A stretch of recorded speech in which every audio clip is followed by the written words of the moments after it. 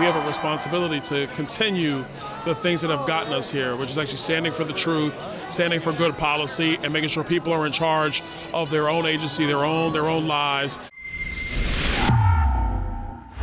Yesterday, during Florida Governor Ron DeSantis' victory rally, I got to speak with Congressman Byron Donalds. We spoke about Republicans winning and what they should do when they take back the House, gas prices, pipelines, inflation, and lastly, we spoke about vaccine mandates for non-U.S. citizens to enter the U.S. Check out this video.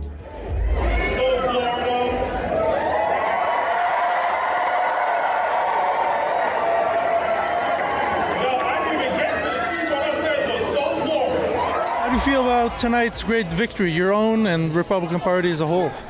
I mean, I feel really good, but it's really because people have seen Republican governance, Republican leadership, and they want more of that in our state.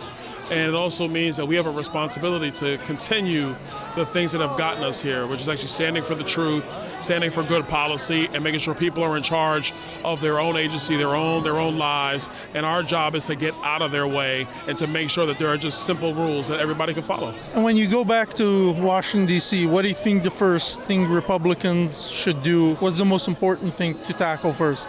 Well, at a federal level, we have to secure our border. We cannot continue to allow fentanyl coming across our border the way it is. We have to get all this COVID money, all this COVID spending out to begin to slow down inflation and get inflation under control. Those are the two big things that we have to do. Do you think Joe Biden would be willing to work with Republicans, or he'll continue doing these political speeches where he calls everyone MAGA conservatives and MAGA Republicans? Well, that remains to be seen, but there's one thing that's crystal clear. If the Republican agenda is a MAGA Republican agenda, well, if Florida's indicative of where the country is going, and it usually is, Joe Biden might want to rethink his policies. And what can we do to lower gas prices? First thing is we have to make sure that we're not doing anything to stop our oil and gas companies from drilling the wells that they have. Number two, we have to actually get more refineries in the United States. We have to stop shutting them down through regulatory pressure. That's number two. Number three, we need to build more pipelines in the United States.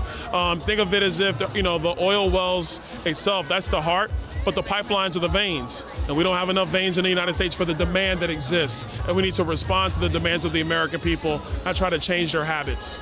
So you think we should build Keystone XL and all the others? Absolutely, we should build that and more. There's a lot of pipelines that need to be built that just simply haven't been built because areas have just said no, we don't want them because they want to go down this Green New Deal road, but that's not going to help the American people.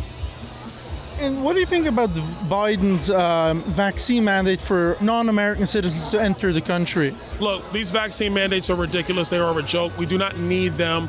Vaccines are readily available. If people want to get it, they can get it. If you like this video and want to see more, check out Rebel News USA, and you could make a donation there because we're all viewer funded. Only people like you can make this happen.